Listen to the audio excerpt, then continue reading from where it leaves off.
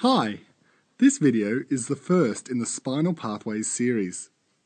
In this tutorial, we're going to discuss the anatomy and organization of the spinal cord. In the following videos, we will discuss the dorsal column medial lemniscus pathway, the spinothalamic tract, and the corticospinal tract. So let's begin by taking a cross-section of the spinal cord. We're going to cut through here like this.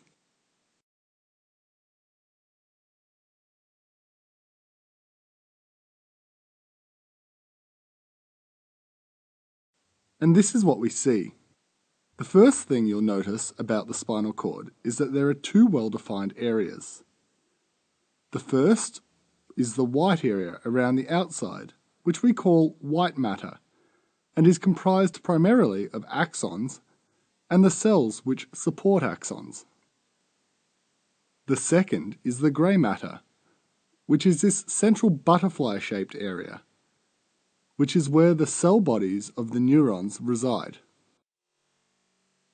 Other notable features include the dorsal median sulcus, which is this groove at the back of the cord, and the ventral median fissure, which is the larger groove at the front of the spinal cord.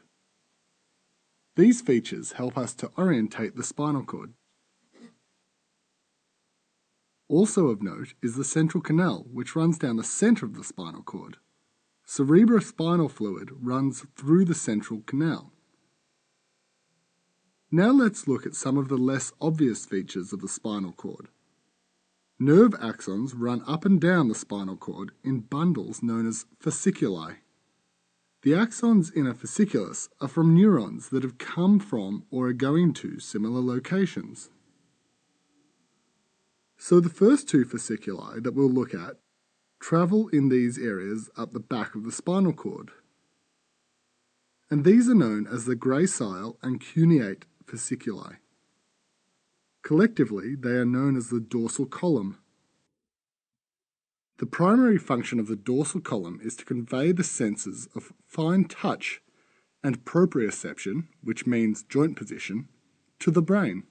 I should just clarify that there is a left-sided version and a right-sided version of each pathway, but I've only drawn one or the other for clarity.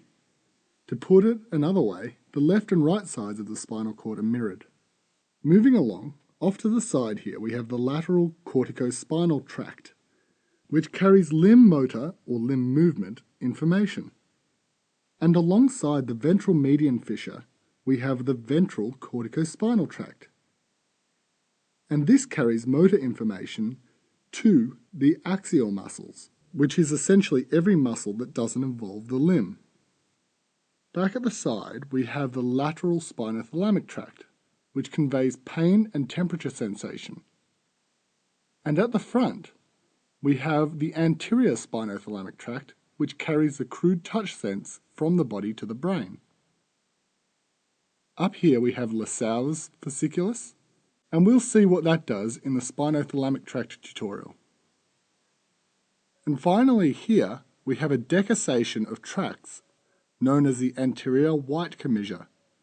A decussation is where axons cross from the left side of the body to the right, or vice versa. So that's an overview of the spinal cord anatomy. In the next tutorial, we will discuss the dorsal column medial lemniscus pathway in more detail. If you've enjoyed this tutorial, please help us produce more by making a donation at www.handwrittentutorials.com.